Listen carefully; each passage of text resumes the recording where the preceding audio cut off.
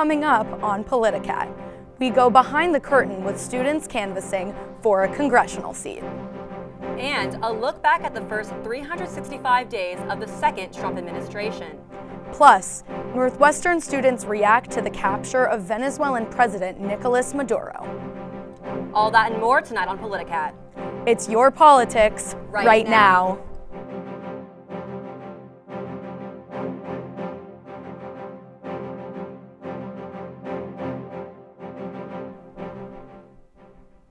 Good evening and welcome to Politicat.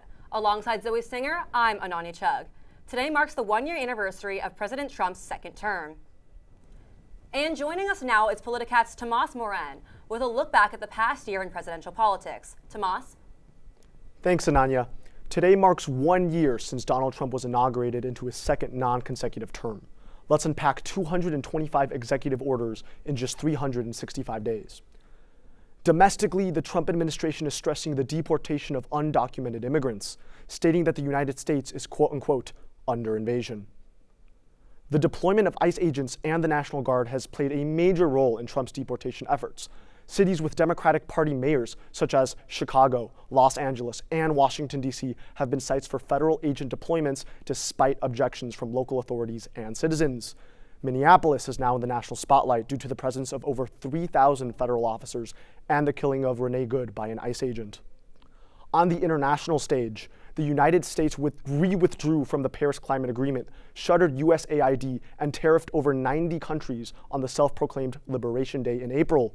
In June, the U.S. struck 3 Iranian nuclear sites, and Trump is now threatening to intervene due to mass civil unrest in Iran.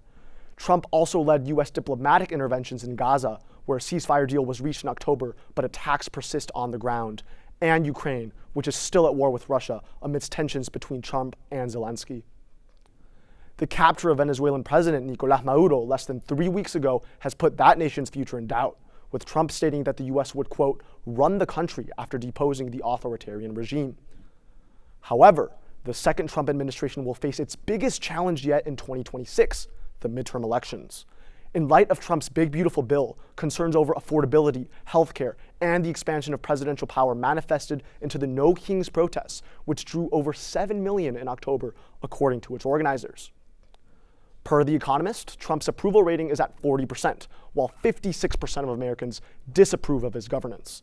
The American people will have an opportunity to make their voices count this November, with 33 Senate seats and the entire House up for grabs. Back to you, Ananya. Thanks, Tomas. And now let's take a look ahead to the midterms this November. Politicat's Ryan Weisblum is here to explain what we should be on the lookout for this election season. Ryan? Thanks, Zoe. The midterms are coming up on November 3rd, with primaries happening throughout the spring and summer, for what should be a very interesting election. Several pressing issues are top of mind for voters, including cost of living and immigration and customs enforcement activity. Here in Illinois, we're looking at 2 key statewide races, for governor and senator. Governor J.B. Pritzker is seeking a 3rd term, while incumbent Senator Dick Durbin is stepping down after 30 years in office. Primaries take place on March 17th. In the governor's race, incumbent J.B. Pritzker is a heavy favorite to win both the Democratic primary and general election. His most likely Republican opponent is former Illinois Congressman Darren Bailey, who is polling at 34%, while no other candidate is polling over 10%. 46% of Republican voters still undecided. In the Illinois Senate race, Congressman of Illinois' 8th District, Raja Krishnamurthy, is currently the Democratic frontrunner, polling 31%. His closest challengers, Illinois Lieutenant Governor Juliana Stratton and Congresswoman for Illinois' 2nd District Robin Kelly, are both under 10%. Again, 46% of voters undecided. The Republican Senate primary completely wide open, with no candidate polling over 6%, and 84% of voters still undecided. The leading candidates are former chair of the Illinois Republican Party Don Tracy, author Jimmy Tillman, and attorney Jeannie Evans. Cook Political Report labels this race as solidly Democratic. Nationwide, control of both houses of Congress are up for grabs. Republicans hold 53 out of the 100 seats in the Senate, with Democrats looking to capitalize on President Trump's unpopularity to cut into that margin. Keep an eye on tight races for Democratic-held seats in Michigan and Georgia, as well as Republican-held seats in Maine, North Carolina, and Ohio. In the House of Representatives, the Republican Party currently holds a 5-seat majority, but the election forecasting site Race to the White House gives the Democrats a 64% chance of winning a majority of seats. Democratic control of the House would mean Republicans would have to work more closely with Democrats to pass legislation and could potentially lead to President Trump's third impeachment. All we know for sure is that the next 10 months of politics are going to be very interesting as the election nears. One crucial element of the race could be U.S. foreign policy, and Politicat's Kalderon has the details on U.S. action in Venezuela. Maduro and his wife will soon face the full might of American justice and stand trial on American soil. President Trump announced at a press conference the morning of January 3rd. In the early hours of that morning, the United States performed military operations in Venezuela, capturing the country's president, Nicolas Maduro. This coming after months of boat strikes since September that killed at least 115 people. The Trump administration repeatedly said the purpose of the strikes was to combat drug trafficking and, quote, narco-terrorism that allegedly was a threat to the United States. It's not like we're parading halfway across the globe to topple some 2-bit dictator, but I think because this is, it's our hemisphere. Clark Hanlon voted for Trump in 2024. He says that the capture of Maduro only strengthened his support for Trump, believing it adds to Trump's foreign policy expertise.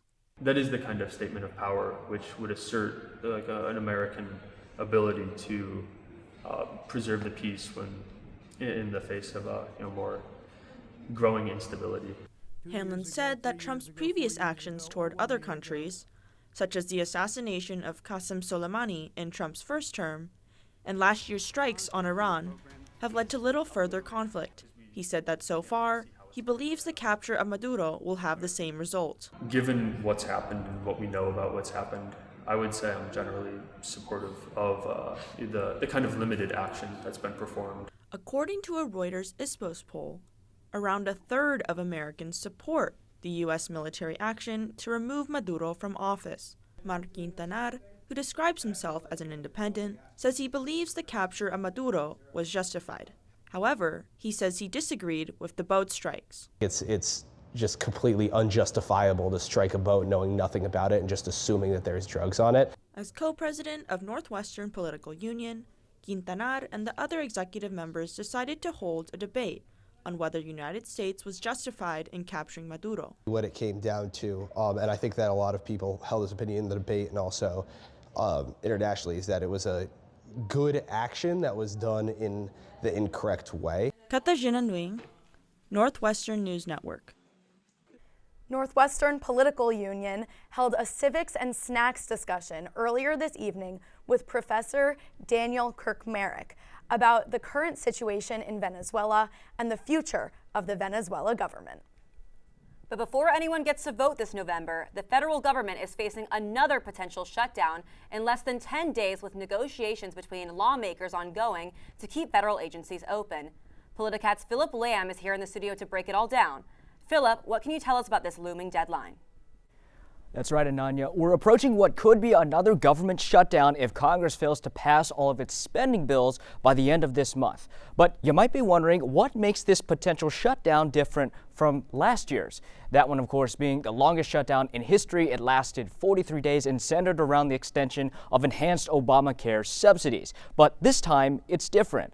Lawmakers on the Hill are saying this could be what's called a partial shutdown. Now, last week, Congress passed spending bills to fund the Departments of Commerce, Energy, Justice, and the Interior. That put them past the halfway mark of the number of bills, the magical number is 12 here, needed to prevent a lapse in government funding.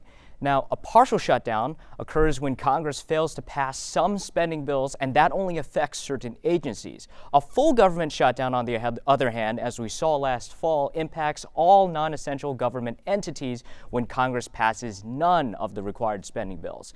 The main sticking point among Democrats, however, seems to be funding immigration and customs enforcement, part of the Department of Homeland Security. And after the deadly shooting of Renee Nicole Good in Minnesota, Democrats have signaled this is a potential red line they're unwilling to cross when it comes to these funding negotiations. Now, we just got word actually a few minutes ago from The Hill, from the Washington Post, that Congress has reached an agreement to pass a $1.2 trillion funding package that would fund the Department of Homeland Security, Education, and Health and Human Services. All that to say, Ananya, the shutdown is still up in the air, but these are pretty good signs. But this is a good sign an agreement could be reached. All that to say, Anchor, a partial government shutdown is still up in the air. Thanks, Philip. We'll keep you updated on air and online as the story develops. And after the break, do you know how many candidates are running for Illinois' 9th congressional district? Stick around and find out.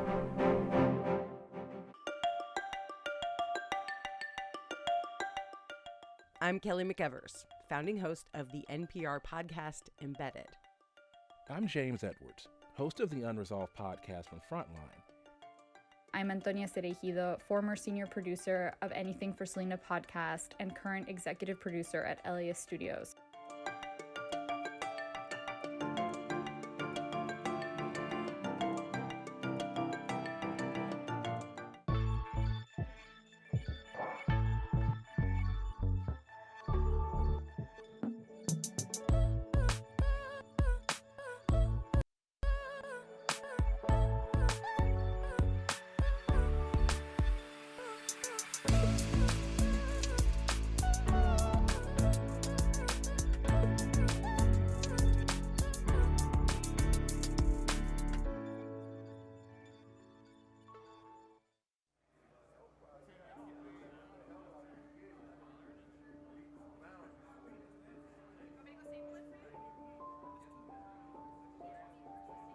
Trying to work my way out of the prison system was the most difficult challenge of my life. It only became tangible once I became a Northwestern student.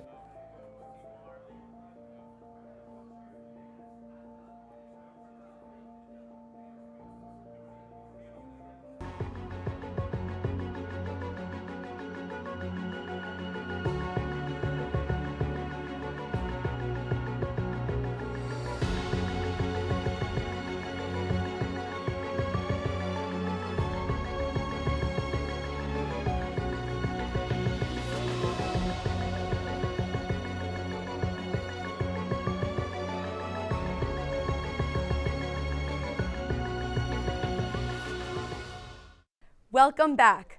2026 means the midterms are less than a year away, and the race for congressional district that represents Evanston is drawing national attention. And joining us here live in studio with an update is Politicat's Victoria Ryan. Victoria, what's the latest? Thanks, Zoe. Illinois' 9th congressional district is solidly blue, but the race continues to draw attention from political analysts nationwide. In the fall, I broke down the top contenders in the race, and largely that hasn't changed. There are currently 4 Republican candidates in the race: Rocky O. Cleveland, John Ellison, Paul Friedman, and Mark Sue. The Democratic side is still very crowded, with Evanston Mayor Daniel Biss and journalist and influencer Kat Abou-Ghazaleh continuing to lead the pack. The two are fairly neck and neck in terms of fundraising, and there hasn't been any new polling since the one back in November. This poll found that voters remained largely undecided, with Biss maintaining a slight lead among decided voters. But current developments may help voters make a decision with this video statement posted to X last week. Jan Schakowsky, and I'm proud to endorse Daniel Biss for Congress. In all my years, I've seen a lot of politicians talk, but Daniel Biss delivers. He's expanded health care access, stood up to ICE, and fought against corporate greed. I've never backed down from a fight. Not against Trump, corporations, or anyone. And I've known Daniel Biss for years. I know he won't back down either. He'll be a fighter like me. That's why I'm proud to endorse him. Join me in voting for Daniel Biss for Congress. That's outgoing Representative for Illinois' 9th District Jan Schakowsky throwing her support behind Mayor Biss in the race to fill her seat. Schakowsky has served in Congress since 1999 and will be retiring at the end of her term. Now, Mayor Biss has really ran with this endorsement, adding this sentence to the end of his television ads. It's unclear yet what the impact of Representative Schakowsky's endorsement will be, but voters will be heading to the polls to make their decision in the primaries soon. Thanks, Victoria. NNN will continue to bring you updates on the race as we get closer to the primary in March. Some students are pitching in on that Evanston campaign. NNN's Mila Branson has the details. I'm excited to door knock. One of the best things we can do is really get people out and voting for people who will actually make a difference if elected in Congress. CESB fourth year Shayna Trybush organizes and leads door knocking at least once a week. Alongside other students, she's working to support Kat Abou-Ghazaleh, one candidate hoping to represent Illinois' 9th congressional district. I feel like she's a very exciting candidate. She's young, she's 26, she's super progressive. She really has an understanding of the far right. Abou-Ghazaleh is a social media influencer and former writer for the watchdog group Media Matters for America. She's aiming to appeal to young voters by hiring younger advocates. According to yourvoicematters.vote, only 22.8% of Illinois voters ages 18 to 24 participated in the 2022 midterm elections, making them a group with some of the lowest voter turnout. We're really trying to push towards Northwestern and Loyola students, so organizing phone banks, canvases, and other events that really get students at Northwestern and Loyola involved in the campaign. Trybush and Kelso are paid campus fellows for Abou-Ghazaleh's campaign. They oversee the Youth Council, a network of about 20 students and young people under 26. Together we plan mutual aid events, drives for our mutual aid hub, and just generally activities that try to get younger people more involved in the campaign. And some students say that this action is empowering. It makes me feel like we're doing something and we're learning along the way, learning about ourselves, learning about other people, learning about the country in general. It means a lot to me to work for someone who I feel like is making a positive difference in the world and is the kind of candidate that I want to see as a young person in Congress. Abou-Ghazaleh will face off against other candidates, including Evanston Mayor Daniel Biss in the Democratic primary on March 17th, bringing cats onto the campaign trail. Mila Branson, Northwestern News Network. Shifting gears to a topic that hits close to home for many Evanstonians, Politicat's Chelsea Robinson has a look at how federal nutrition changes could impact school lunches. Chelsea? The U.S. Department of Agriculture has released new dietary guidelines for Americans for 2025 through 2030, marking what officials call, quote, the most significant reset of federal nutrition policy in decades. The updated guidelines feature an inverted food pyramid, flipping the traditional model and moving away from the Obama-era My Plate visual. Vegetables, fruits, proteins, dairy, and healthy fats now appear at the top, with whole grains at the bottom. The guidelines emphasize protein from diverse sources like meat, fish, beans, and nuts to support growth and metabolism. There's also a push to cook with healthy fats like olive oil, butter, and beef tallow.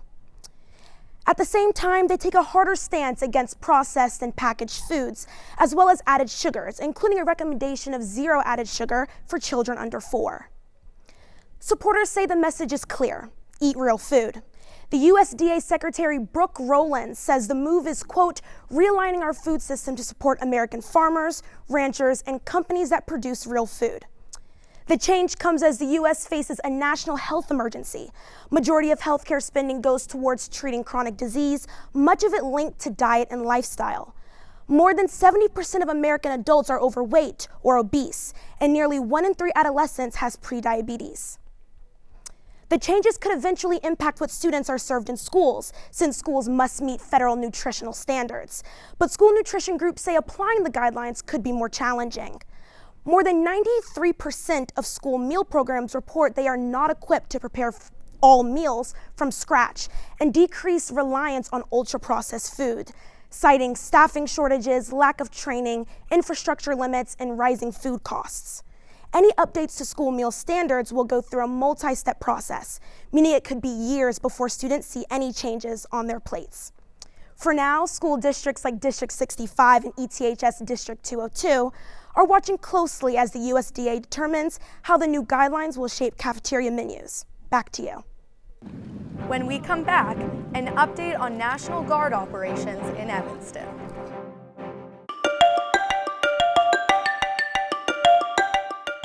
I'm Kelly McEvers, founding host of the NPR podcast Embedded. I'm James Edwards, host of the Unresolved podcast from Frontline. I'm Antonia Cereijido, former senior producer of Anything for Selena podcast and current executive producer at LAS Studios.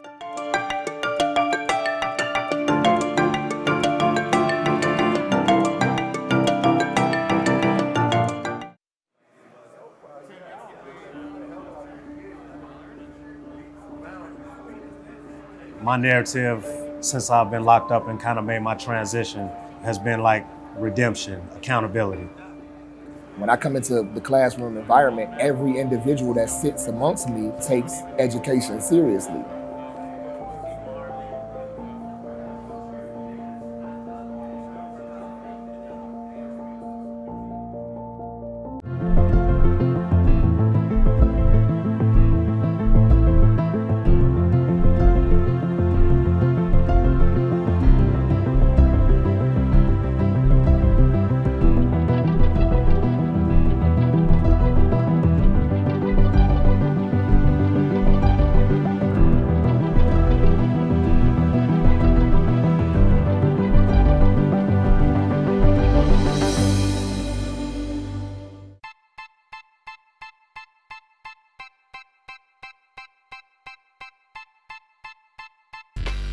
My relationship with Jonas is unique. We're from the same country, we're from the same city. Being a Northwestern alum, I think, has tremendous advantages in the sports industry. To me, that community, it's been with me for 20 plus years.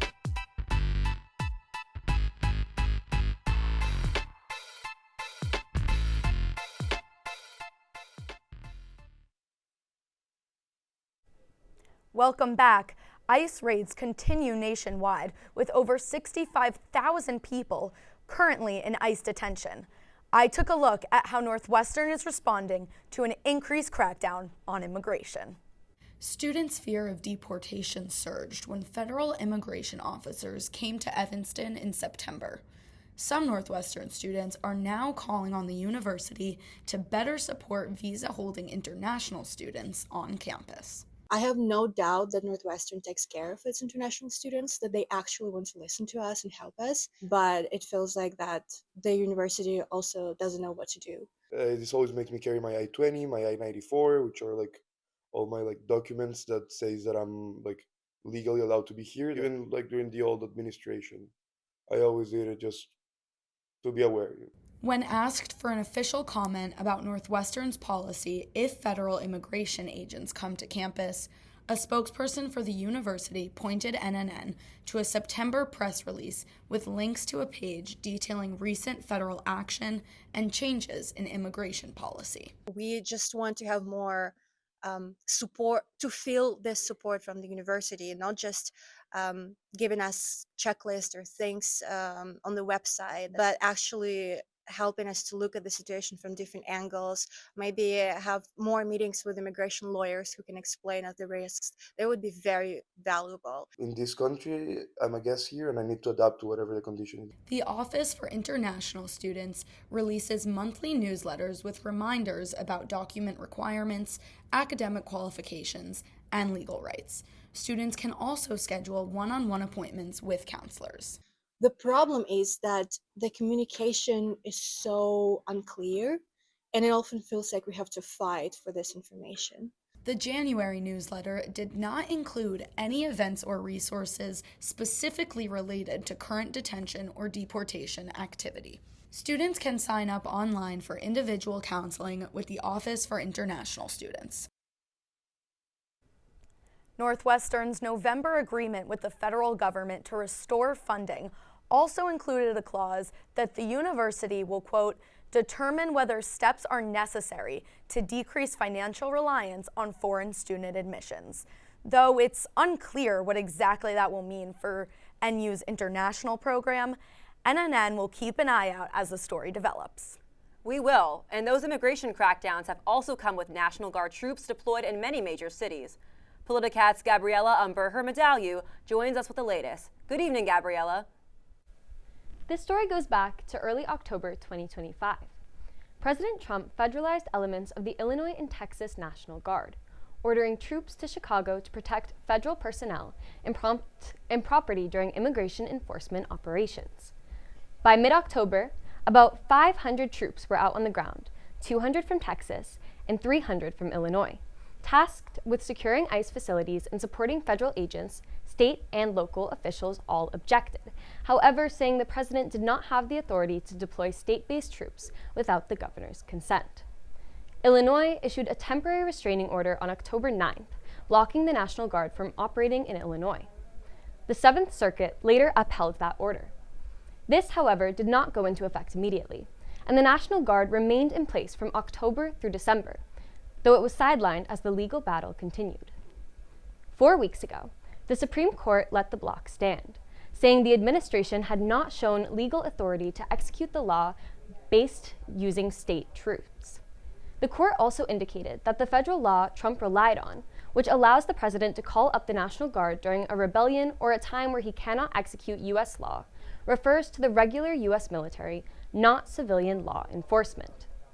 Similar troop deployments were attempted in Portland, Los Angeles, and Washington, D.C., over the objections of Democratic-led states and local leaders, and the courts have blocked or limited these troops there as well. Due to the lack of basis on the deployment, the Supreme Court ruled that the National Guard had to leave Illinois and other major cities. This, however, did not include the capital. On December 31st, 2025, President Trump announced the removal of the National Guard troops from Chicago, Portland, and Los Angeles, saying they could return if crime rose, even as legal questions remained. This has worried Illinois lawmakers, as President Trump has made inaccurate remarks about rising crime rates in Chicago in order to justify other military decisions, like immigration enforcement. As of today, the National Guard is no longer in Illinois, and the national government is unable to deploy them again without reasonable cause. This is, however, a developing story, especially with recent protests and responses to immigration enforcement. We will continue to follow this as it develops. Thanks, Gabriella, and thank you for joining us on this edition of Politicat. I'm Ananya Chugh. And I'm Zoe Singer. You can catch the Northwestern News Report every Tuesday at 7 and the next edition of Politicat on February 17th. From all of us here at Northwestern News Network, good night.